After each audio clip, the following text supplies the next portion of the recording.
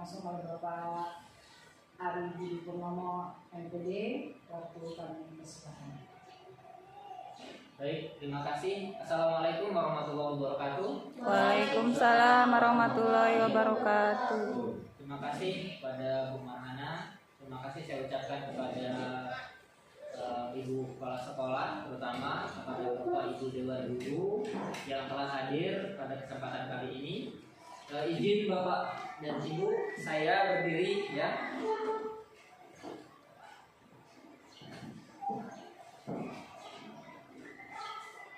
Baik Bapak dan Ibu sekalian, di sini saya sekali lagi bukan maksud untuk menggurui. Di sini saya hanya menyampaikan ya apa yang saya dapatkan selama pembelajaran pada tahap di modul 1.4 tentang budaya positif. Jadi di sini kita sama-sama sharing ya terhadap apa yang sudah kita lakukan ya tentang sekolahan kita. Jadi nanti kita menggali apa yang belum kita lakukan. Jadi di sini kita sama-sama belajar. Pada intinya kita di sini adalah berbagi. Saya tidak menggurui atau tidak mengajari. Di sini niatan saya ya, saya hanya berbagi ya. Atau di sini bisa dikatakan penyebar luasan ya. Nah, di sini ya, ini perkenalkan ya, di sini saya ya, nama Ari Budi Purnomo, CGP angkatan 10 dari SMP Negeri 1 Hukum. Adapun fasilitator saya namanya Bapak Sulisno. Kemudian pengajar praktiknya itu ada Ibu Eka Anggiarini. Nah, jadi ini selama 6 bulan ke depan ya, beliau-beliau inilah yang mendampingi saya, kemudian memberikan arahan ya, termasuk memotivasi saya dalam melakukan atau melaksanakan ya seluruh rangkaian kegiatan pendidikan calon guru penggerak. Baik, kita lanjut. Nah, jadi ini ya Bapak Ibu ya. Jadi hari ini saya akan melakukan aksi nyata ya modul 1.4 tentang budaya positif ya. Tentu ya, kita sama-sama ketahui bahwa budaya positif ini penting untuk kita terapkan di sekolahan kita. Seperti itu. Apalagi kita ya sebagai seorang guru ya, kita adalah orang yang dianggap bisa memberikan teladan. Guru ya, dijugu dan ditiru. Jadi kita bisa dianggap dapat memberikan contoh kepada murid-murid kita. Nah, jadi di sini izinkan saya berbagi kepada Bapak Ibu sekalian tentang apa yang sudah saya pelajari atau kami pelajari, apa yang sudah saya dapatkan untuk disebarluaskan. Jadi ini sebelum saya ke penyebarluasan atau diseminasi, ini ada rancangan tindakan aksi nyata. Ya, jadi sebelum saya melakukan aksi nyata ini, ada rancangan tindakan aksi nyata. Jadi ini yang pertama judul modulnya. Jadi modul 1.4. Jadi saya selama mengikuti CGP atau calon guru penggerak ini sudah sampai dengan modul 1.4. Yang pertama modul 1.1 tentang filosofis pendidikan Ki Hajar Dewantara. Yang kedua modul 1.2 tentang nilai dan peran guru penggerak. Kemudian modul 1.3 tentang visi guru penggerak. Kemudian modul 1.4 tentang budaya positif. Ya, ini rancangannya. Kemudian Bapak Ibu, yang melatar belakangi saya ya, yang melatar belakangi saya paling tidak ada beberapa hal yang terutama warga sekolah belum memahami ya. Berarti termasuk dengan saya karena saya di sini adalah warga sekolah. Tapi paling tidak yang saya sampaikan tadi, kita sharing sama-sama tentang apa yang sudah saya dapatkan, saya bagi kepada Bapak Ibu. Kita diskusikan bareng-bareng. Warga sekolah belum memahami secara menyeluruh tentang penerapan konsep-konsep inti. Jadi dalam budaya positif itu ada konsep inti ya, yang menjadi kunci. Salah satunya ya di sini ada, ya bukan salah satu ya, ada 6 paling tidak. Perubahan paradigma belajar, disiplin positif, motivasi perilaku manusia, kebutuhan dasar manusia, posisi kontrol atau restitusi, kemudian keyakinan sekolah, ya, keyakinan sekolah atau kelas, dan selanjutnya penerapan segitiga restitusi dalam menyelesaikan masalah. Jadi inilah yang melatar belakangi saya ya melakukan aksi nyata ini karena kita ya di lingkungan sekolah kita itu belum sepenuhnya ya memahami tentang budaya positif kita ini. Jadi Bapak Ibu sekalian, paling tidak ini nanti yang akan kita diskusikan ya tentang budaya positif. Selanjutnya Bapak Ibu, ini tujuannya.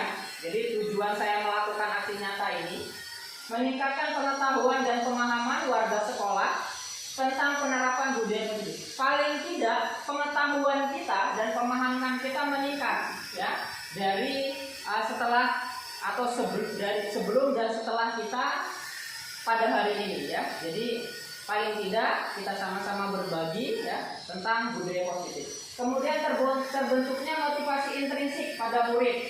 Jadi murid itu paling tidak termotivasi. Kadang-kadang dalam budaya positif itu kan murid yang melakukan mengikuti aturan itu bukan karena mereka yakin atau percaya bahwa itu adalah disiplin, tapi karena mereka takut terhadap pelanggaran. Jadi paling tidak kita bisa menumbuhkan atau motivasi intrinsik mereka bisa muncul. Dan selanjutnya, guru dapat menjelaskan posisi kontrol manajer, menjalankan posisi kontrol manajer, serta mengacu pada penerapan segitiga restriksi. Jadi nanti ada beberapa posisi kontrol, ya salah satunya adalah manajer, dan diharapkan nanti di posisi kontrol manajer ini, Bapak Ibu Dewan Guru kita sama-sama bisa menerapkan posisi kontrol ini. Selanjutnya tolak ukur. Nah, Bapak Ibu sekalian, ini tolak ukurnya dapat terlaksananya diseminasi atau penyebarluasan konsep inti budaya positif di sekolah dengan baik.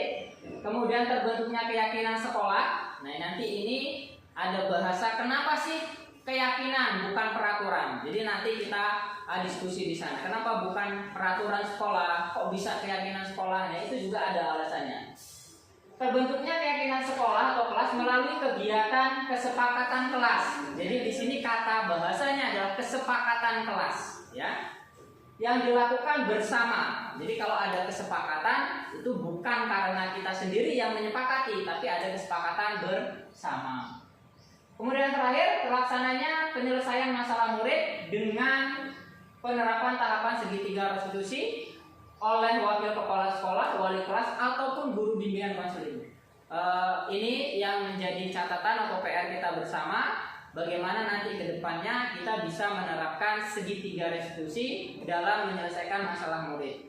Jadi nanti ada video, ya, sebuah contoh skenario penerapan segitiga restitusi. Nanti saya tampilkan. Dan selanjutnya ini lini masa tindakan yang akan dilakukan berkoordinasi. Jadi memang langkah pertama itu berkoordinasi dengan kepala sekolah atau wakil kepala sekolah dan guru, melakukan diseminasi yang hari ini saya lakukan, ya, penyebarluasan konsep inti budaya positif. Nah hari ini saya melakukan diseminasi, ya, penyebarluasan apa itu konsep-konsep dari budaya positif. Kemudian menyusun keyakinan sekolah atau kelas. Nah ini nanti, ya, setelah kita mendapatkan penjelasan keyakinan sekolah itu apa, kenapa keyakinan bukan peraturan. Nah, ke depan kita, ya, akan menerapkan ini, ya, menerapkan bagaimana kita membuat keyakinan sekolah atau kelas bersama dengan murid kita, ya. Banyak sekali caranya, ya, terutama caranya bisa menggunakan karton, ya, kemudian nanti siswa suruh menuliskan apa yang mereka inginkan, ya, kemudian mereka apa yang telah mereka dapatkan, sepakati, dan seterusnya. Kemudian menerapkan segitiga restitusi dalam penyelesaian masalah. Ini nanti kita pendalaman, ya, seperti apa sih restitusi itu, kemudian apa tahapan dari restitusi. Jadi baik Bapak Ibu, itu ya rancangan dari tindakan aksi nyata saya. Kemudian dukungan. Ini ada beberapa, ya, tentunya yang saya harapkan, ya, bisa mendukung aktivitas kita ini. Yang pertama tentu, ya, dukungan dari kepala sekolah, wakil kepala sekolah, ya, kemudian guru, ya, di sini guru konseling, bimbingan konseling, rekan sejawat, kemudian ada tenaga kependidikan, kemudian ada orang tua, kemudian ada murid, kemudian selain dari orang-orang yang saya sebutkan di atas tadi, ada juga alat dan bahan sebagai pendukung kita untuk melaksanakan atau untuk membuat keyakinan kelas atau keyakinan sekolah. Baik, itu Bapak Ibu tentang rancangan tindakan saya. Dari sini mungkin ada yang ditanyakan atau kita lanjut? Lanjut ya Bapak Ibu ya. Jadi nanti kita langsung ke pokok intinya saja diskusinya ya. Baik, di sini diseminasi budaya positif ya, atau penyebarluasan budaya positif di sekolahan kita di SMP Negeri 1 Punggung. Ada 7 paling tidak ya konsep inti dari budaya positif. Yang pertama ada perubahan paradigma belajar, kemudian yang kedua disiplin positif, yang ketiga itu ada motivasi perilaku ya, motivasi perilaku, kemudian ada kebutuhan dasar manusia, ada posisi kontrol restitusi, keyakinan sekolah atau kelas, kemudian segitiga restitusi. Inilah yang nanti ya saya ya di sini ingin berbagi kepada Bapak Ibu semua tentang pemahaman saya, apa yang saya dapatkan di modul budaya positif. Nah, Bapak Ibu, ini kita sampai di tahap yang pertama, ada perubahan paradigma belajar. Kita sebutlah pembelajaran dengan paradigma baru, bahwa di kurikulum Merdeka kita ini dihadapkan dengan paradigma pembelajaran baru. Yang tadinya barangkali kita belajar dengan metode-metode konvensional ya, kita masih menganggap murid itu sebagai objek gitu kan ya. Nah, sekarang ada lagi pembelajaran dengan paradigma baru. Kenapa disebut dengan pembelajaran paradigma baru? Ini karena pembelajaran paradigma baru itu merupakan pembelajaran yang dirancang ya berdasarkan prinsip pembelajaran berdiferensiasi. Ya, sehingga murid belajar sesuai kebutuhan berdasarkan tahap perkembangan dan mewujudkan profil pelajaran Pancasila. Tentu Bapak Ibu, ini menjadi tantangan kita, pembelajaran berdiferensiasi ya.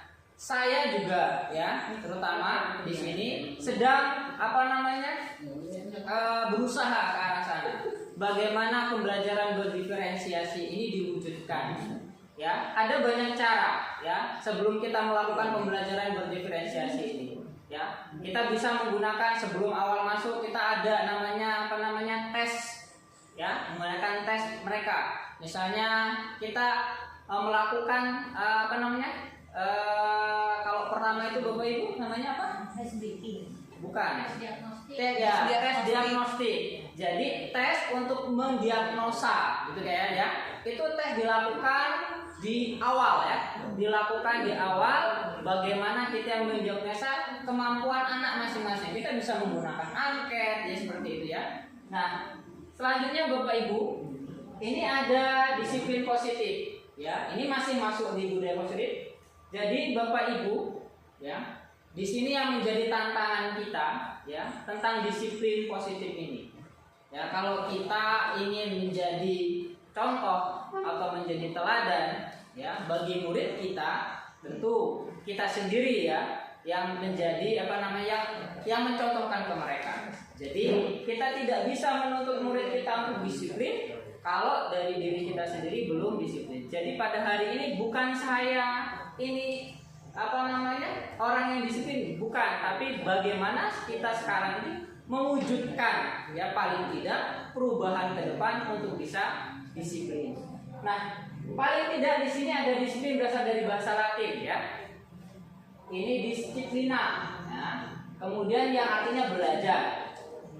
Disiplin dapat mengajarkan murid lebih bertanggung jawab. Ternyata ketika murid ya dituntut barangkali seperti itu ya, atau disuruh untuk disiplin, sama saja kita menyuruh mereka agar mereka lebih bertanggung jawab dan mampu menumbuhkan kesadaran diri berdasarkan nilai-nilai kebajikan universal. Nah, nilai-nilai kebajikan universal itu apa saja? Nanti kita bahas. Termasuk proyek profil pelajar Pancasila itu masuk ke nilai kebajikan universal. Kemudian disiplin lebih ke arah ke disiplin diri untuk mengontrol ya. Jadi yang perlu kita tekankan di sini adalah motivasi intrinsiknya. Jadi ketika kita melihat siswa yang melakukan disiplin itu bukan karena dia takut aturan, tapi karena mereka meyakini, mereka sadar atas kebiasaan-kebiasaan disiplin tersebut sehingga efeknya baik untuk mereka. Jadi bukan karena mereka itu disiplin karena nanti saya dihukum kalau nggak disiplin, bukan itu. Tujuan kita ke sana. Jadi menumbuhkan motivasi internal mereka. Itu yang jadi tantangan kita bersama. Yang selanjutnya ini ada nilai-nilai kebajikan. Apa sih yang dimaksud dengan nilai kebajikan? Ya, di sini sifat positif manusia yang merupakan tujuan mulia. Nilai tersebut bersifat universal, artinya menyeluruh, ya, dan lintas bahasa. Jadi nilai universal itu, ya, bisa dikatakan nilai yang disepakati bersama, ya. Siapa di situ? Yaitu tadi lintas suku, bahasa, agama, atau latar belakang. Ini ada beberapa, ya. Ya saya ambilkan 3 contoh. Yang pertama profil pelajar Pancasila. Yang kedua ini ada apa nih? PYP, ya. Kemudian ada 9 pilar karakter. Di sini hampir sama-sama persis. Akan tetapi kita akan lebih fokus kepada profil pelajar Pancasila yang terdiri dari beriman, bertakwa kepada Tuhan Yang Maha Esa dan berakhlak mulia, mandiri, bernalar kritis, berkebinekaan global, bergotong royong, dan kreatif. Inilah karena ya kita akan fokusnya ke kurikulum merdeka, ya. Apalagi kita di kelas 7 sekarang sudah melakukan project, ya, project P5. Baik, sekarang kita lihat Bapak Ibu. Di sini ada motivasi perilaku manusia. Ada 3, ya. Yang pertama, untuk menghindari ketidaknyamanan hukuman. Apa yang akan terjadi apabila saya tidak melakukannya? Jadi di sini, ya, murid melakukan sikap disiplin, ya, karena dia untuk menghindari ketidaknyamanan atau hukuman. Jadi di sini masih muncul motivasi secara eksternal karena takut dihukum, mereka disiplin. Kemudian yang kedua, untuk mendapatkan imbalan dari orang lain atau institusi. Nah, apa yang akan saya dapatkan apabila saya melakukannya? Di sini motivasi yang kedua, mereka melakukan sesuatu karena mereka ingin mendapatkan hadiah. Nah, ada bahasa atau istilah bahwa ada murid yang dihukum oleh penghargaan. Jadi penghargaan itu boleh, tapi tidak ada batasannya. Penghargaan itu boleh, tapi ada batasannya. Jadi kita tidak diperkenankan memberikan penghargaan dalam jangka waktu yang panjang. Karena apa? Dalam modul yang saya pelajari, bahkan penghargaan itu bisa merusak kreativitas, bisa merusak hubungan. Kenapa? Karena penghargaan itu diberikan, ya kalau nanti siswa itu tidak diberikan penghargaan atas pencapaiannya, mereka tidak mau melakukan. Jadi ini kemarin yang kami bahas, ada istilah dihukum oleh penghargaan. Ada yang bertanya, bagaimana? Nanti kita silakan diskusi. Bagaimana penghargaan yang diberikan ketika siswa mendapatkan terikat umum? Boleh atau tidak? Apakah itu termasuk menghukum atau tidak? Nah, nanti kita diskusikan Bapak Ibu. Kita lanjut ya Bapak Ibu ya. Nah di sini ya, yang ketiga, untuk menghargai diri sendiri, saya akan menjadi orang seperti apa apabila melakukannya. Jadi di sini Bapak Ibu, tujuan dari disiplin positif ada di poin ketiga. Saya akan menjadi orang seperti apa bila saya melakukannya. Ini untuk menghargai diri kita sendiri. Saya berikan contoh seperti ini. Ada seorang siswa, ya, ada orang siswa yang datang tepat waktu, bukan karena takut dengan hukuman, bukan karena ingin diberikan penghargaan, akan tetapi mereka ingin menghargai dirinya sendiri, tanggung jawab mereka. Inilah yang disebut dengan motivasi internal mereka.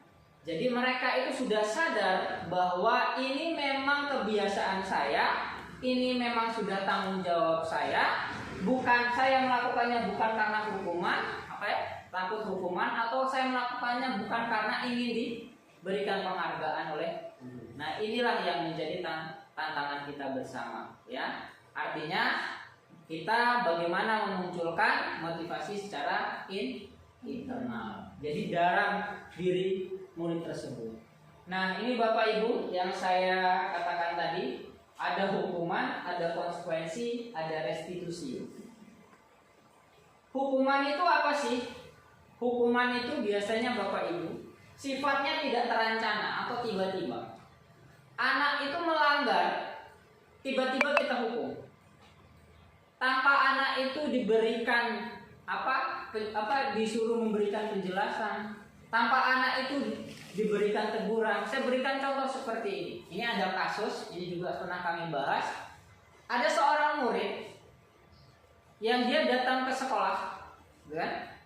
Dia sudah terlambat, sepatunya juga berbeda dengan tidak sesuai jadwal. Kemudian guru tersebut, ya, secara spontan memberikan hukuman kepada anak tersebut agar sepatunya dilepas. Kemudian murid itu kembali ke kelasnya tanpa memakai sepatu sampai di akhir pelajaran atau sampai pulang. Nah, ini yang tidak boleh, yang harus kita hindari. Karena ini hukuman, sifatnya satu arah, ya, sifatnya satu arah. Apa nanti akibatnya? Bersifat satu arah, nanti bisa berupa hukuman fisik atau psikis. Kemudian di sini juga murid tidak tahu apa yang terjadi, mereka tidak dilibatkan. Maka dari itulah, ya, sebelum kita melakukan sebuah tindakan, adanya yang namanya keyakinan sekolah atau kelas. Itu pentingnya. Kemudian yang kedua, konsekuensi. Nah, di sini apa sih konsekuensi? Kalau tadi hukuman itu bersifat satu arah, maka konsekuensi ini terencana dan disepakati. Jadi sebelum kita memutuskan sesuatu, kita sama murid itu sudah ada kesepakatan. Nanti nak, kalau kamu tidak mengerjakan tugas, nanti kamu tertinggal sama materinya, nanti kamu nyatet bagian ini ya. Nah, itu artinya murid itu sudah diberikan konsekuensi terhadap pelanggaran yang dia lakukan. Jadi ini ada kesepakatan. Murid tetap dibuat tidak nyaman. Memang tetap dibuat tidak nyaman. Kenapa? Karena dia masih diberikan konsekuensi. Tetap tidak nyaman, tapi tidak separah ketika ia diberikan hukuman. Kemudian sikap guru selalu memonitor. Nah, ini kadang-kadang, ya, sikap guru ini posisi kontrolnya sebagai pemantau.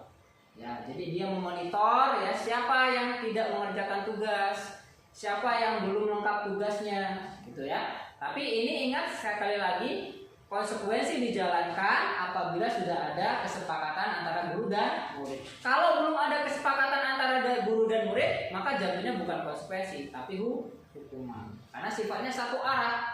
Guru hanya menetapkan peraturannya A, maka murid menjalankannya. Kalau tidak menjalankannya, maka dihukum. Kalau konsekuensi tidak, guru dan murid sepakati dulu apa peraturannya, konsekuensinya apa. Jadi ini keputusan bersama. Kemudian terakhir ada proses menciptakan kondisi bagi murid untuk memperbaiki kesalahan atau restitusi. Nah, jadi ini Bapak Ibu, ya. Restitusi itu adalah proses kolaboratif yang mengajarkan murid untuk mencari solusinya. Istilah lain mengatakan bahwa restitusi itu membuat murid yang tadinya gagal menjadi murid yang berhasil. Kemudian ketika dia kembali ke kelompoknya, ya, ia merasa lebih bertanggung jawab, lebih mandiri dan lebih dihargai. Nah, inilah yang arah yang akan kita pelajari. Bagaimana nanti kita menyelesaikan masalah, ya, mengacu kepada penerapan segitiga restitusi. Baik, lanjut Bapak Ibu. Ini selanjutnya ada kebutuhan dasar manusia. Jadi Bapak Ibu, kebutuhan dasar itu apa sih? Ya, kebutuhan dasar itu adalah kebutuhan pokok, kan, ya, yang harus dipenuhi, ya, yang harus dilakukan untuk mendapatkan apa yang diinginkan, ya. Kemudian menjadi sesuatu yang penting untuk dipenuhi. Jadi kalau kita, ya, ada sesuatu yang kita inginkan, sesuatu yang menurut kita itu penting, misalnya rasa bahagia, senang, itu semua itu juga termasuk ke kebutuhan dasar. Nah, selanjutnya, ini Bapak Ibu, kebutuhan bertahan hidup survive, ya. Kesehatan, rumah, dan makanan. Jadi ini kebutuhan yang pertama, kita bertahan hidup. Kesehatan penting, rumah itu penting, dan makanan itu penting. Kasih sayang dan rasa diterima. Kebutuhan untuk memberi dan menerima kasih sayang. Jadi ini adalah kebutuhan yang kedua, kebutuhan rasa diterima dan kebutuhan kasih sayang. Kemudian penguasaan, keinginan untuk dianggap berharga. Siapa sih orang yang tidak mau gitu ya dianggap berharga oleh orang yang disayangi? Tentu ya, sikap atau perbuatan seperti itu adalah merupakan kebutuhan. Rumah adalah kebutuhan kita. Rasa sayang dari orang yang kita cintai juga kebutuhan kita. Kemudian dianggap berharga oleh orang lain juga adalah kebutuhan kita. Kemudian ada kebebasan. Kebebasan di sini kebutuhan kebebasan yang tinggi, menginginkan pilihan. Kita bebas dalam arti berhak memilih. Ya, artinya pilihan hidup kita. Kemudian kesenangan, ya, ini mencari kesenangan. Jadi ada 5 kebutuhan dasar. Bapak Ibu, sebelum kita lanjut, saya mau bertanya terlebih dahulu.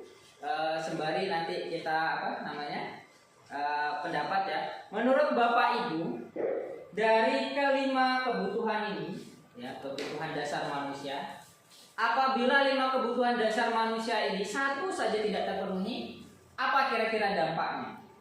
Coba kita diskusi. Misalnya ada seseorang ya yang tidak memiliki kebebasan. Jadi kelima itu yang 4 ini nggak ada. Menurut Bapak Ibu apa dampaknya? Atau dari kelima itu ada orang yang kebutuhan kesenangan itu tidak terpenuhi. Coba bagaimana? Silakan Bapak Ibu. Bu Eka boleh, Bu Eka?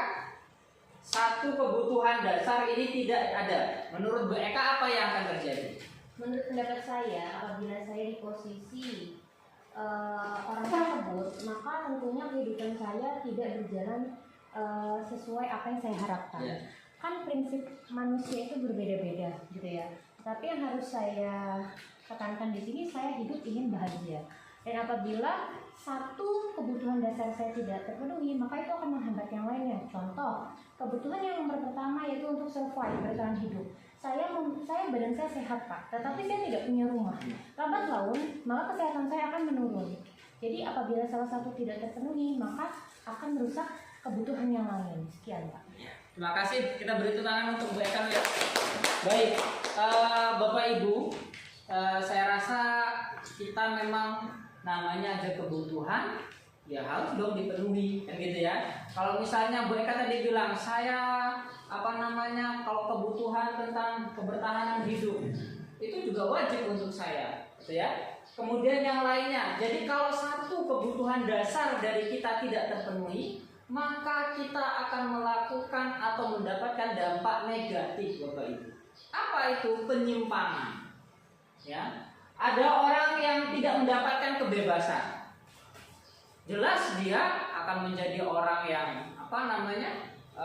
merasa tertekan, ya kan gitu ya, mentalnya down, gitu kan ya. Bahkan bisa aja ya di sini dia menjadi orang yang beban mental.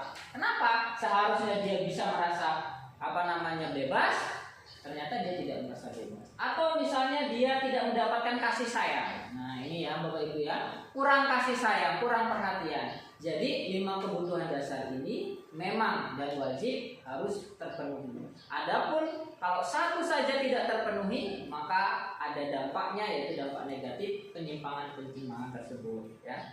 Baik, kita lanjut ya Bapak dan Ibu. Nah, di sini Bapak Ibu ada posisi kontrol guru. Ada 5 posisi kontrol guru.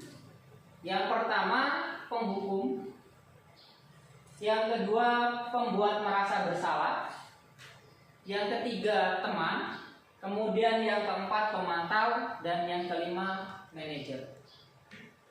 Kalau dari kelima ini, sebelum kita menjelaskan satu persatu, menurut Bapak Ibu mana kira-kira guru itu posisi kontrol yang harus dijalankan? Ketua Mama dulu. Posisi sebagai apa? Teman. Sebagai teman? Sebagai teman atau sebagai manajer? Atau malah justru sebagai penghukum? Setuju tidak guru kalau sebagai penghukum? Tidak. Kalau pembuat rasa bersalah? Tidak. Tidak. Kemudian sebagai teman? Kalau sebagai teman? Bisa. Oke, ada waktu-waktu tertentu ya. Ya. Kalau pemantau ini dia sama aja memperhatikan ya, melihat kemudian ini ada. Oke, ternyata Bapak Ibu dari kelima ini ada beberapa catatan-catatan. Ya. Misalnya penghukum Bapak Ibu. Kadang kita mendapatkan murid kita yang susah banget untuk diatur. Maka kadang-kadang kita sampai keluarlah posisi kita sebagai penghukum. Yaitu tadi, seperti yang saya contohkan tadi, kita melihat murid tidak sesuai dengan aturan, ya. Kemudian kita berikan hukum. Yaudah kamu muter lapangan 5 kali. Padahal pelanggarannya bukan tentang olahraga, kan gitu ya. Pelajaran misalnya matematika, ke dalam melanggar kita suruh push up. Antara pelanggaran dengan pelajaran tidak sesuai. Kita sebagai penghukum. Kemudian membuat rasa bersalah. Ya. Misalnya seperti ini. Ada anak yang tidak mengerjakan tugas. Ibu ini berkata, "Nak, kenapa kamu tidak mengerjakan tugas? Ayo kerjakan tugasnya. Nanti Bapak dapat panggilan dari kepala sekolah." Nah, anak ini di posisi membuat rasa bersalah. Kenapa? Kalau dia tidak mengerjakan tugas, nanti takut ibu guru itu dipanggil kepala sekolah. Ini juga perlu kita hindari. Ya, artinya jika kita jangan selalu menyalahkan murid, kan seperti itu. Semuanya murid yang salah. Kemudian di sisi ada posisi sebagai teman. Bahasanya seperti ini Bapak Ibu. Kalau dalam kasus misalkan mengajak mereka, memposisikan kita sejajar dengan mereka. Ayolah nak, kerjakan tugas ini. Emangnya kalian tidak kasihan dengan bapak? Bapak sudah capek-capek ngajarin kamu. Apakah boleh? Dalam waktu tertentu iya. Tapi kalau ini yang selalu digunakan juga tidak boleh. Kenapa? Murid akan menjadi besar kepala, ya kan gitu ya. Dia merasa ada ketergantungan.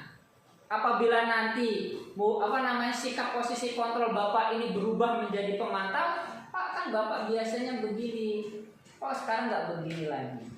Nah ini juga harus dihindari. Kemudian pemantau, ya di sini posisi pemantau memperhatikan segala gerak-gerik murid, kemudian di sini memberikan melihat apa yang dilakukan murid, ya. Nah, jadi Bapak Ibu ada posisi manajer. Nah, ini posisi manajer yang dari kelima ini. Tadi kita sudah buat catatan-catatan ya. Artinya kita harus melihat situasi. Tapi paling tidak posisi dari manajer itu guru harus bisa memahami dulu posisi anak sebagai teman dan posisi sebagai pemantau. Jadi ini Bapak Ibu ternyata yang seharusnya kita gunakan. Posisi kontrol manager. Bukan berarti posisi teman tidak baik, bukan berarti posisi pemantau tidak baik, tapi ada batasan. Akan tetapi merujuknya ke posisi kontrol manager. Ya, dalam budaya positif kita diupayakan untuk bisa ya ke posisi kontrol manager. Guru berbuat sesuatu bersama murid, mempersilahkan murid mempertanggungjawabkan perilaku, mendukung murid agar dapat menemukan solusi atas permasalahannya. Posisinya seperti itu Bapak Ibu. Jadi di sini lebih ditekankan kepada pendekatan. Posisi kontrol manager ini bisa dilakukan dengan apa? Bila kita menginginkan murid menjadi manusia yang merdeka, mandiri, bertanggung jawab, maka perlu mengacu pada restitusi. Restitusi itu apa tadi? Ya, perubahan atau merubah siswa ya dari yang tadinya gagal menjadi siswa yang berhasil. Ya, jadi siswa itu bisa menyelesaikan masalahnya, ya, bisa tahu tentang solusinya. Nah, kita gunakan pendekatan posisi kontrol manager. Ya, jadi itu. Kemudian selanjutnya tentang keyakinan sekolah atau keyakinan kelas. Ini yang saya katakan tadi. Kenapa bukan peraturan, tapi keyakinan? Bapak Ibu sekalian, kalau peraturan, ya peraturan beda dengan keyakinan. Kalau keyakinan, orang yang sudah yakin, percaya bahwa selalu ada motivasi internalnya, kesadaran dirinya. Saya berikan contoh seperti ini. Kita menggunakan helm, ya, ketika mengendarai motor, kita yakin bahwa helm ini, dengan kita menggunakan helm ini dapat melindungi kita, misalnya terjadi benturan. Bukan hanya sekedar menjalankan perintah atau aturan saja bahwa kalau berkendara menggunakan helm, maka kita hindari istilah peraturan. Tapi usahakan ketika kita membuat kesepakatan di kelas, gunakan kata-kata keyakinan kelas. Karena apa? Kalau keyakinan sudah ditanamkan pada diri seseorang, mereka yakin terhadap apa yang sudah dituliskan, maka mereka bisa menjalankannya dengan sungguh-sungguh. Karena mereka yakin, muncul dari motivasi internalnya. Kalau hanya sebatas peraturan, mereka hanya menjalankan saja karena takut dihukum. Makanya itu dikatakan mengapa bukan peraturan tapi keyakinan. Keyakinan kelas berupa pernyataan-pernyataan universal. Pernyataan keyakinan kelas senantiasa dibuat dalam bentuk positif. Artinya kalimatnya positif, tidak negatif. Biasanya kan dilarang makan, jangan makan, kan gitu ya. Itu kalimat-kalimatnya negatif. Maka usahakan menggunakan kalimat yang positif, ya. Kemudian keyakinan kelas hendaknya tidak terlalu banyak Bapak Ibu, ya, sehingga mudah diingat dan dipahami oleh semua kelas. Jadi keyakinan kelas nanti siswa disuruh untuk menuliskan, ya sama ya. Kemudian kita tempelkan di kertas karton. Nanti setelah itu kita ramu menjadi satu. Apa yang kira-kira sama, ya kan ya? Kita sisihkan, kemudian kita perbaiki, ambil poin-poinnya yang berbeda di situ, barulah kita buatkanlah yang namanya kesepakatan atau yang menjadi keyakinan kelas kita. Keyakinan kelas sebaiknya sesuatu yang dapat diterapkan di lingkungan tersebut. Ya, karena kita namanya keyakinan kelas berarti yang bisa diterapkan di kelas itu, kan gitu. Semua warga kelas hendaknya ikut berkontribusi. Jadi ini yang kadang-kadang kita masih keliru dalam memahami. Kita tidak melibatkan semua perangkat yang ada di kelas kita. Guru membuat peraturannya sendiri, kemudian mereka tawarkan. Seharusnya tidak, ya. Guru bersama murid, ya. Jadi guru bersama murid, ya, melakukan kesepakatan. Misalnya kami murid dan guru saling menyayangi. Kami murid dan guru saling menghormati. Jadi nanti ketika sudah menjadi keyakinan, maka itu akan mudah ya untuk kita terapkan. Nah, Bapak Ibu, ini yang terakhir, segitiga restitusi. Jadi ini Bapak Ibu, ada 3 tahapan dari segitiga restitusi. Yang pertama, menstabilkan identitas. Yang kedua, validasi tindakan yang salah. Yang ketiga, menanyakan keyakinan. Nah, yang pertama, menstabilkan identitas. Ya. Jadi ketika kita, ingat ya, segitiga restitusi ini ketika kita menerapkan posisi kontrol ya, dalam menyelesaikan masalah. Misalnya saya menemukan siswa ya yang menggunakan seragam tidak sesuai jadwalnya. Saya akan melakukan ya penindakan kepada siswa tersebut dengan posisi kontrol manager. Tadi sudah saya jelaskan. Tetapi mengacu kepada segitiga restitusi. Maka apa yang saya lakukan? Mengubah identitas anak yang tadinya gagal karena melakukan kesalahan menjadi orang yang sukses. Kemudian berdasarkan prinsip pembuat kesalahan merupakan bagian dari proses. Jadi ketika nanti ya kita melakukan hal ini, kita bertanya pada kenapa kamu pakai seragam tidak sesuai jadwalnya. Mereka kan akan menjawab, Pak, saya buru-buru karena saya terlambat. Ya, jadi kita tidak langsung memvonis kamu salah, kamu silakan kamu pulang. Tidak. Jadi kita tanyakan alasannya. Setelah itu kita gunakan dialog. Tidak ada manusia yang sempurna.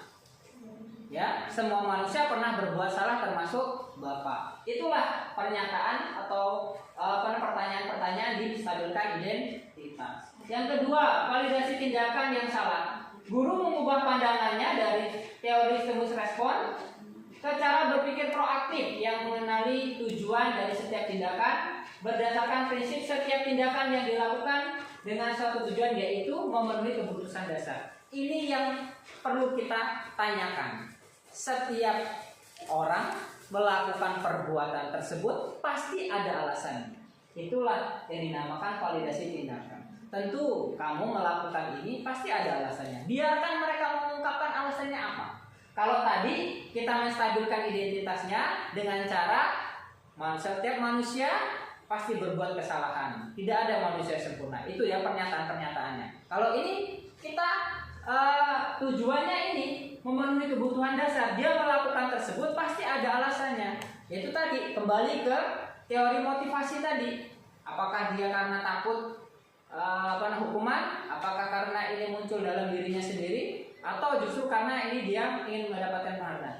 Biarkan anak tersebut yang mengungkapkan alasannya.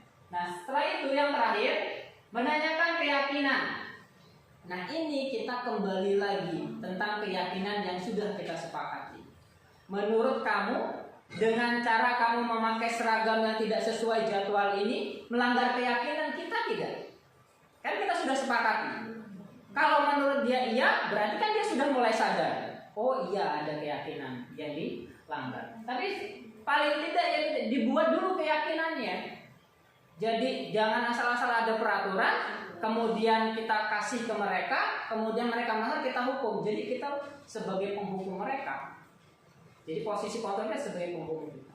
Jadi di sini ditanyakan kita, murid akan diberikan pertanyaan-pertanyaan yang bermakna untuk memunculkan motivasi secara intrik. Murid mampu mengaitkan. Jadi ditanya, kamu kira-kira kalau melakukan ini apa keyakinan kelas yang dilanggar? Oh iya, disiplin Pak. Menurut kamu disiplin itu penting nggak? Nah, maka dia akan digali. Penting Pak, begini. Nah, kalau penting, terus gimana kita menyelesaikan masalah ini sementara kamu sudah melanggarnya? Ya Pak, ke depan saya akan memperbaikinya dan bla bla. Ini lebih mendorong murid agar dia menjadi pribadi yang mandiri dan bertanggung jawab. Jadi itu Bapak dan Ibu. Nanti saya akan tampilkan satu video ya untuk contoh penerapan segitiga restitusi. Sampai di sini Bapak Ibu barangkali ada sesuatu yang mungkin bukan bertanya ya, karena di sini kita berbagi, atau Bapak Ibu ada perlu kita sharing tentang apa yang sudah kita lakukan atau yang belum. Kalau soal keyakinan kelas Bapak Ibu ya, kita mari bersama-sama Bapak Ibu. Ya, mulai dari sekarang ya kita ubah ketika nanti mampu masuk ke kelas, terutama yang wali kelas kita coba untuk membuat keyakinan kelas. Agar apa? Agar ini lebih berpihak kepada murid. Jadi kita masuk kelas itu berdasarkan apa yang sudah kita yakini dan kita sepakati. Jadi nanti kalau ada pelanggaran kita tahu apa tindakan selanjutnya. Mungkin dari Ibu Nastiti. Silakan Bu. Menurut Ibu keyakinan kelas itu penting tidak Bu? Sangat penting. Sangat penting. Ya, karena keyakinan kelas itu berfungsi untuk mengarahkan perilaku siswa agar mereka berperilaku sesuai keyakinan tersebut. Jadi ketika mereka melakukan pelanggaran, mereka akan sadar sendiri bahwa itu tidak sesuai dengan keyakinan kelas yang telah disepakati. Baik, terima kasih. Kita beri tepuk tangan untuk Ibu Nastiti. Baik, berarti penting ya Bu ya. Artinya Bapak Ibu, ya sekali lagi di sini kita berusaha baik-baik, berusaha agar kita menjadi paling tidak bisa menjadi contoh tentang budaya positif. Ini satu lagi Bapak Ibu, mohon izin saya akan tampilkan ini penerapan segitiga restitusi ya.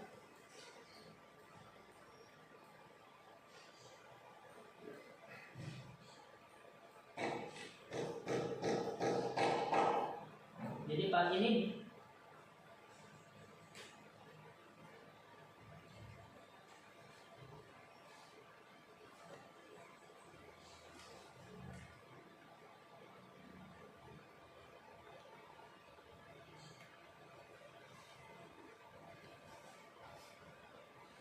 sebagai gambaran aja ya Bapak Ibu, bukan berarti ini artinya bagus, bukan. Tapi paling tidak inilah yang sudah saya lakukan skenario-nya.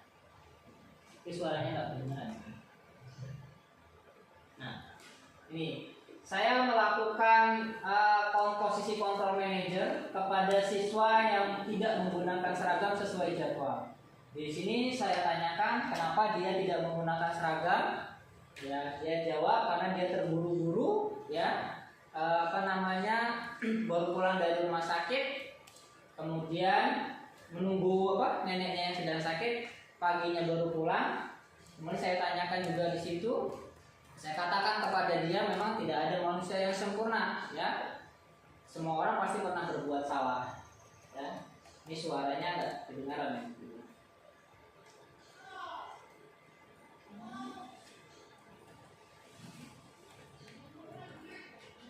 Ini kasus yang pertama yang sudah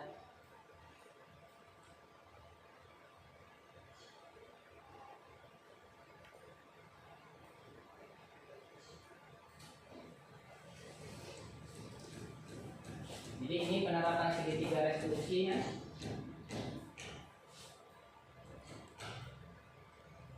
Jadi di sini sebelumnya ada kesepakatan kelas ya yang dia langgar ya tentang disiplin.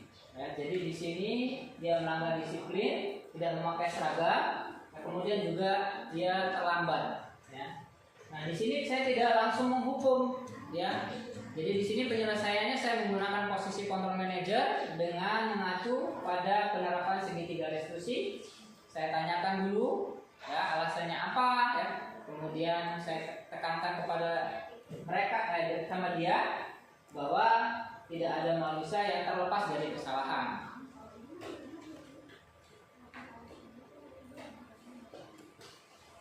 Ini saya agak percepat ya bagian ini.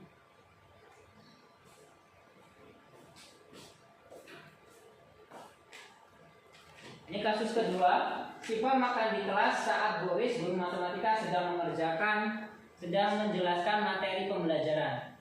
Nah ini saya menggunakan penerapan segitiga restitusi ketika ada siswa yang melanggar keyakinan kelas, yaitu saling menghormati. Jadi kami murid dan guru saling menghormati. Di sini ternyata berdasarkan laporan dari ketua kelas, anak tersebut makan di kelas. Ya, saya panggil, kemudian saya tanyakan alasannya kenapa makan di kelas. Ternyata ya sama, ya dia tidak sarapan karena lapar. Sebelum masuk kelas dia beli gorengan, sampai di dalam dia makan dan ketahuan. Penyelesaiannya hampir sama Bapak Ibu untuk validasi tindakan yang salah, ya kemudian menanyakan keyakinan atau tidak keyakinan yang dilanggar seperti itu.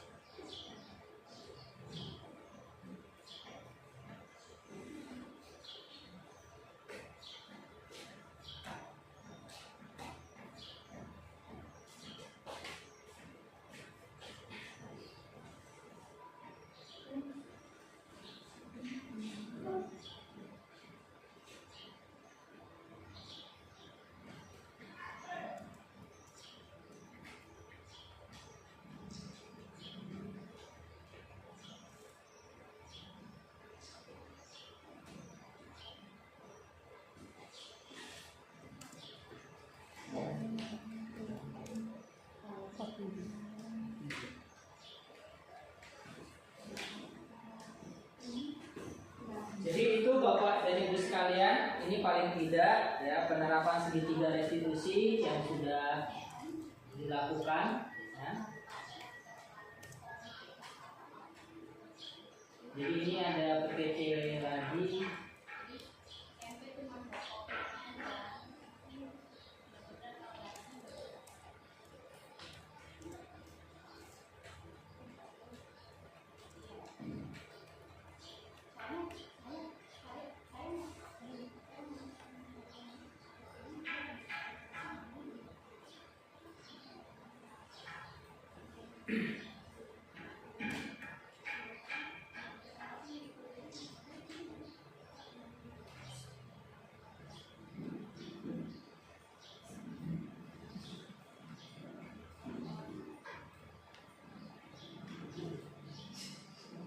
Bapak Ibu di motivasi perilaku manusia, ya pada murid kita ini kita diskusi hal mana atau poin yang mana yang sering dilakukan oleh murid kita.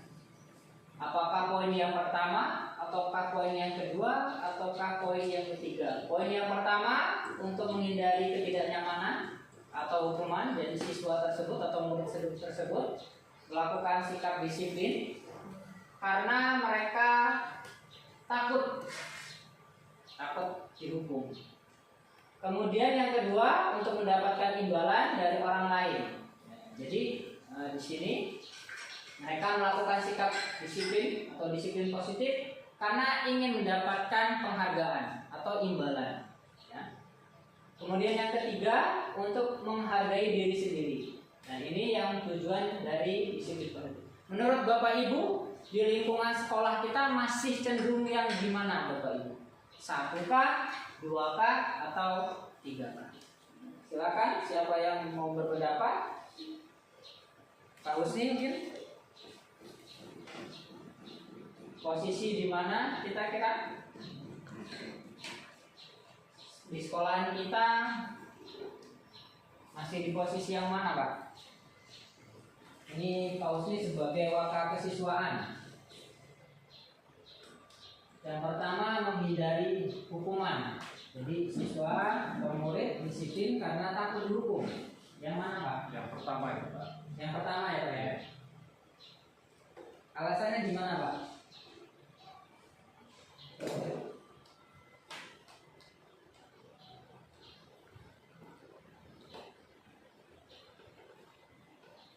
Karena banyak siswa melakukan sesuatu itu dengan terpaksa.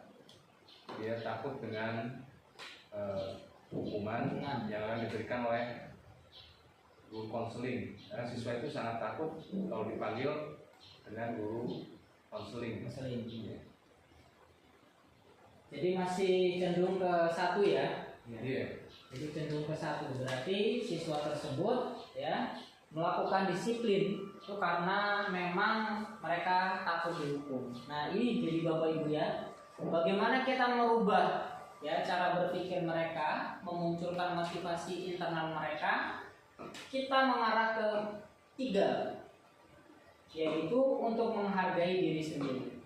Harapan saya ya kita bersama bisa berkolaborasi dari sekarang sampai ke depan. Nanti kita bisa membuat kesepakatan kelas atau sekolah agar nanti bisa mengontrol ya kegiatan dari siswa tersebut. Nanti mungkin kesepakatan tersebut ya kita tempelkan di karton, dan karton tersebut nanti kita pasang di kelas kita. Tidak perlu guru mapel saya rasa, tapi nanti diwakili oleh wali kelas. Karena akan diberlakukan secara menyeluruh. Yang penting itu memang sesuai dengan apa yang diinginkan atau yang disepakati oleh guru dan murid. Karena secara garis besarnya pasti kita mengarahnya adalah ke kenyamanan murid dalam belajar. Ya, jadi harapan kedepannya seperti itu. Apakah ini akan terlaksana? Tentu. Ya, kalau kita punya niat, ya, kita punya keinginan, insya Allah kita bisa sama-sama kita akan terapkan keyakinan sekolah. Kenapa? Agar kita tidak melulu dalam mendidik itu ketika ada murid yang melanggar, kita memposisikan diri sebagai penghukum. Mungkin barangkali kita selama ini masih di posisi seperti itu, ya. Kita bisa dalam posisi kontrol menghukum, ya. Jadi murid yang salah kita hukum mereka sesuai dengan kesalahan mereka. Padahal apakah sebelumnya aturan itu sudah disepakati? Aturan itu ada konsekuensinya? Ya. Makanya di sini lebih, kalau ke sekolah atau ke kelas lebih cocoknya dia bukan peraturan dia, tapi keyakinan. Ya. Kenapa? Karena kalau bahasa peraturan, mereka menjalankannya itu karena mereka itu ada faktor eksternalnya. Karena takut dihukum, bukan karena mereka yakin dan mereka percaya bahwa ini adalah keyakinan saya. Seperti tadi saya contohkan, menggunakan helm ya ketika berkendara karena mereka itu takut melanggar peraturan. Tapi kalau mereka yakin ya bahwa helm itu bisa melindungi mereka dari benturan, pasti mereka akan sadar secara sendiri ya akan memakai helm. Jadi itulah mengapa di sini dikatakan lebih condong ke keyakinan bukan peraturan.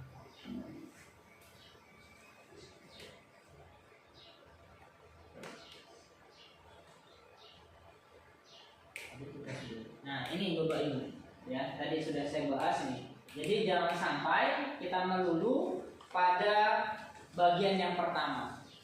Ya, posisi kontrol kita sebagai penghukum atau pembuat rasa bersalah ya.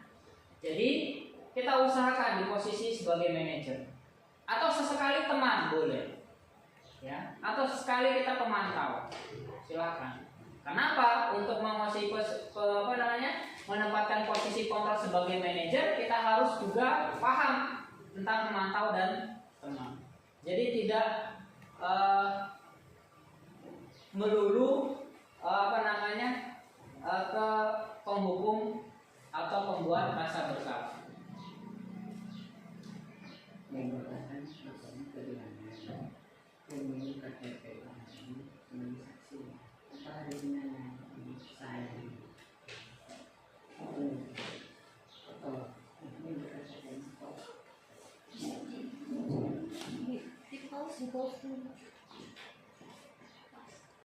Video saya menerapkan tahapan segitiga restitusi dengan menempatkan diri saya sebagai posisi kontrol sebagai manajer.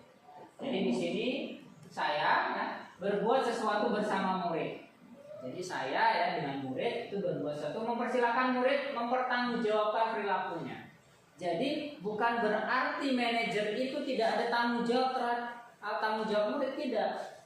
Ya, manajer itu justru ya bagaimana meminta pertanggungjawaban murid dengan tidak cara menghardik murid, dengan cara tidak memarahi murid. Nah, seperti itu. Kalau penghukum ya biasanya kita kan menghardik mereka, nadanya tinggi. Kamu salah sepatunya, copot. Jangan pakai sepatunya. Misalnya seperti itu. Kemudian lepas sepatu kamu, masuk ke kelas. Nanti ambil sepatu ini ketika nanti jam pulang. Nah, ini sebagai posisi penghukum. Nah, manajer tidak seperti itu. Jadi di sini ya lebih halus yang mempertanggungjawabkan perilakunya. Kemudian mendukung murid agar dapat menemukan solusi. Ya. Jadi kita menggiring, bukan kita yang mencari solusi atau kita sendiri solusinya, bukan, tapi kita bersama-sama murid. Ya, bersama-sama murid untuk mencari solusinya. Bagaimana, apa yang akan dilakukan kamu ke depan agar kamu tidak melakukan perbuatan yang sama. Gitu. Jadi ini ya adalah bentuk kita ya bersama murid untuk melakukan sesuatu di mana kita mendorong murid untuk menjadi pribadi yang mandiri dan bertanggung jawab. Inilah yang diupayakan sebagai posisi manajer. Akan tetapi ya sekali lagi dengan melakukan tahapan restitusi. Ya.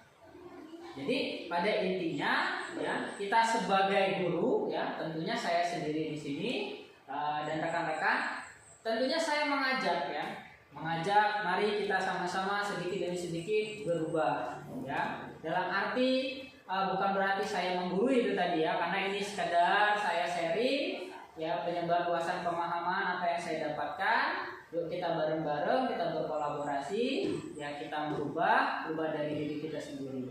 Karena murid itu melihat kita sebagai guru yang akan menjadi contoh teladannya.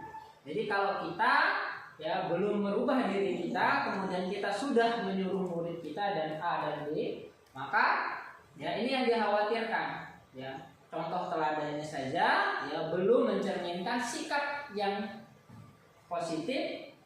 Ini muridnya kok sudah disuruh untuk bersikap positif. Jadi seperti itu ya Bapak dan Ibu. Nah ini penekanannya, ya ini penekanan kembali untuk segitiga restitusi. Nah, di sini validasi tindakan yang salah tadi ya, kemudian stabilkan identitas, kemudian menyatakan keyakinan. Jadi kalau kita yang mengatasi masalah, lihat dulu, sudahkah kita membuat keyakinan? Makanya keyakinan kelas ini penting, atau keyakinan sekolah ini penting, ya. Jadi kalau kita ya ingin menciptakan pembelajaran berpihak kepada murid, kemudian menciptakan pembelajaran yang aman, ya, nyaman, ya, kemudian bahagia, itu dulu ya, aman, nyaman, bahagia. Baru kita nanti mungkin inovatif, kreatif dan lain sebagainya. Kita ciptakan dulu ini aman, nyaman dan bahagia dulu. Ya, kalau aman, nyaman dan bahagia, baru kita proses inovatif dan kreatif. Karena kalau inovatif kreatif ini barangkali kita membutuhkan teknologi dalam pembelajarannya. Kalau aman, nyaman ya barangkali teknologi tidak selalu kita hadirkan. Kenapa? Karena kita bisa mengatur posisi kelas dengan keyakinan itu. Jadi paling tidak aman, nyaman dan bahagia. Ya, jadi tidak melulu ketika kita masuk kelas langsung masang muka yang masam, ya, marah gitu kan ya, karena ada siswa melanggar. Sudahkah kita membuat keyakinan dulu? Kalau kita belum membuat keyakinan, bagaimana kita mau menanyakan apakah kamu melakukan ini, ada alasannya, kenapa? Jadi biarkanlah dia mengungkapkan. Jadi tidak melulu bagi kita langsung menghukum, kamu salah, kamu silahkan keliling lapangan. Jadi tidak seperti itu. Jadi kita bisa menerapkan dengan tahapan segitiga restitusi. Nah, dengan tahapan-tahapan yang sudah saya jelaskan tadi. Nah, ini ya Bapak dan Ibu, mungkin dari sini barangkali dari Bapak dan Ibu sudah melakukan tahapan, akan tetapi tidak sampai ketiganya. Kalau saya secara pribadi Bapak dan Ibu, kalau tahapan segitiga restitusi ini sebelum saya mempelajari modul ini, ya, saya sudah melakukan, tapi tahapannya barangkali cukup di nomor 1, cukup di nomor 2, gitu ya, karena di keyakinan menanyakan keyakinannya belum. Kenapa? Karena mungkin kita tidak membuat keyakinan atau kesepakatan kelas ketika awal masuk, kan gitu. Barangkali ada yang sama, boleh berpendapat, silakan. Siapa yang mau berpendapat, silakan. Silakan Bapak Ibu. Silakan Bu Nasiti, berpendapat. Mungkin kalau saya pernah nih ya, ketika anak berbuat kesalahan itu tidak langsung saya hukum, yang jelas ditanya dulu mengapa. Tapi saya tidak sampai pada menanyakan keyakinan dia. Paling saya cuma nanya benar atau salah itu saja. Ya, berarti sudah melakukan tahapan tapi belum sampai dengan menanyakan keyakinan ya. Ya. Artinya kita secara tidak sadar ya. Mungkin karena kita baru sadar, oh ternyata saya pernah menerapkan segitiga restitusi ya, karena kita baru mendengar hari ini. Tapi paling tidak iya, saya pernah melakukannya. Baik, itu saja Bapak dan Ibu. Terima kasih atas tanggapannya. Barangkali cukup. Terima kasih Kepala Sekolah, terima kasih Bapak Ibu semua sudah hadir, menyempatkan waktu. Terima kasih. Saya kembalikan ke pembawa acara. Saya Heri. Wassalamualaikum warahmatullahi wabarakatuh. Waalaikumsalam warahmatullahi wabarakatuh. Terima kasih kepada Pak Ari yang telah memberikan paparan tentang budaya positif. Ya. Dimana di sini kita bisa mengambil beberapa rangkuman, dan tiga antaranya. Yang pertama itu mengenai 7 konsep inti budaya positif, yang kedua mengenai 5 kebutuhan dasar manusia, selanjutnya 5 posisi kontrol guru, dan yang terakhir yaitu 3 tahapan segitiga restitusi yang menurut saya itu sangat harus Bapak Ibu tahu. Yaitu yang pertama menstabilkan identitas, validasi tindakan yang sadar, dan menanyakan keyakinan. Terima kasih. Semoga apa yang telah dipaparkan Pak Ari bisa menambah wawasan kita tentang budaya positif untuk kemajuan anak didik kita dan pola pikir kita mengenai bagaimana kita menerapkan disiplin kepada anak-anak, dan bagaimana kita memberikan kita tidak memberikan hukuman, tapi kita memberikan arahan yang benar seperti apa yang harus mereka laksanakan. Demikian dulu yang telah disampaikan oleh Pak Ari, dan saya selaku moderator Yang kurang mohon maaf. Pada wawasan manapun bila ada daerah. Assalamualaikum warahmatullahi wabarakatuh. Waalaikumsalam warahmatullahi wabarakatuh.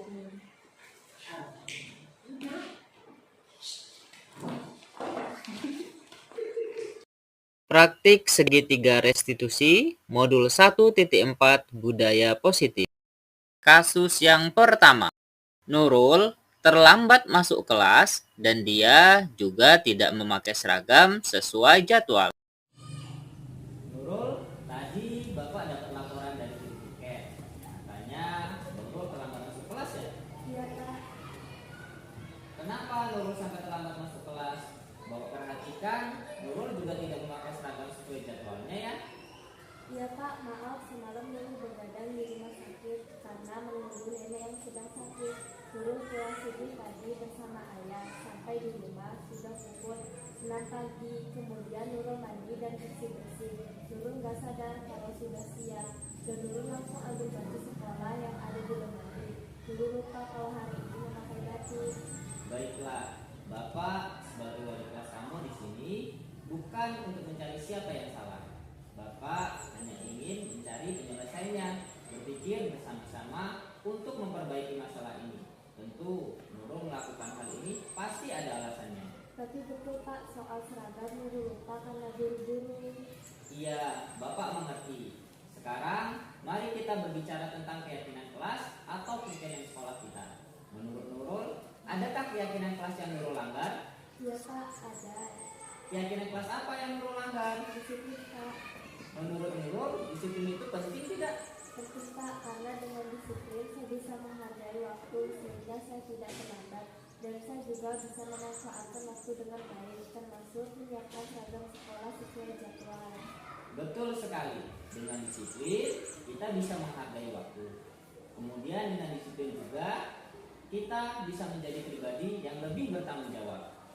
Baik Pak, mohon maaf saya menyesal, mohon maaf saya terlambat dan tidak memakai seragam sekolah sesuai jadwal. Saya berjanji tidak akan mengulanginya. Baik, Bapak terima permohonan maaf Nurul. Menurut Nurul, apa yang akan dilakukan ke depan agar Nurul tidak terlambat masuk kelas dan Nurul bisa memakai seragam sesuai jadwalnya? Saya akan disiplin waktu-waktu Pak, dan saya akan menyiapkan seragam sekolah sesuai jadwal 1 hari sebelumnya. Baik, terima kasih Nurul. Nurul sudah menemukan solusinya. Bapak berharap Nurul bisa melakukannya dengan baik. Sekarang silakan Nurul kembali ke kelas. Baik Pak, terima kasih. Kasus yang kedua, Siva makan di kelas saat Bu Riz, guru matematika, sedang menjelaskan materi pembelajaran. Siva, Bapak tadi dapat laporan dari ketua kelas. Katanya Siva ketahuan makan di kelas saat pelajaran guris ya? Ya Pak, maaf. Bukannya pelajaran matematika itu butuh konsentrasi ya? Kenapa justru Siva makan di kelas? Maaf Pak, saya lapar. Tadi tidak sarapan di rumah. Tadi Siva makan apa di kelas? Gorengan Pak, sebelum masuk kelas saya beli gorengan dulu di kantin. Menurut Siva, tindakan yang dilakukan apakah itu benar? Tidak Pak. Baik, tidak ada manusia yang sempurna. Semua manusia pasti pernah berbuat kesalahan, termasuk Bapak. Iya Pak, maafkan Syifa Pak. Bapak mengerti, Bapak sebagai wali kelas di sini bukan untuk mencari siapa yang salah. Bapak hanya ingin mencari penyelesaiannya. Tentu Siva melakukan hal ini pasti ada alasannya. Sekali lagi, maafkan Syifa Pak. Kita tidak bermaksud untuk menyinggung perasaan Bu Iris, karena pelajaran matematika adalah mata pelajaran favorit Syifa. Dan karena kita tidak bisa menahan lapar, makanya Syifa makan. Bapak mengerti nak. Sekarang Bapak tanya, apakah perbuatan Siva tersebut sesuai dengan keyakinan kelas? Tidak Pak, Menurut Siva, keyakinan kelas apa yang dilanggar? menghormati dan menghargai guru Pak. Iya, betul. Menghormati dan menghargai guru dengan cara memperhatikannya saat guru tersebut menyampaikan materi atau menjelaskan materi pembelajaran. Menurut Siva, saling menghargai dan saling menghormati itu penting tidak? Penting Pak, karena dengan saling menghormati dan menghargai membuat saya menjadi lebih baik dan menghargai sesama. Bagus. Menurut Siva, hal apa yang dilakukan ke depan agar kejadian ini tidak terulang kembali? Saya akan menghormati dan menghargai guru yang sedang menjelaskan materi pembelajaran dan memperhatikannya. Dan saya akan sarapan terlebih dahulu sebelum berangkat ke sekolah agar saya bisa fokus dan konsentrasi. Baik, Siva. Siva sudah menemukan solusinya. Bapak berharap Siva benar-benar dapat melakukannya. Sekarang silakan Siva kembali ke kelas dan mengikuti pembelajaran dengan baik. Baik Pak, terima kasih.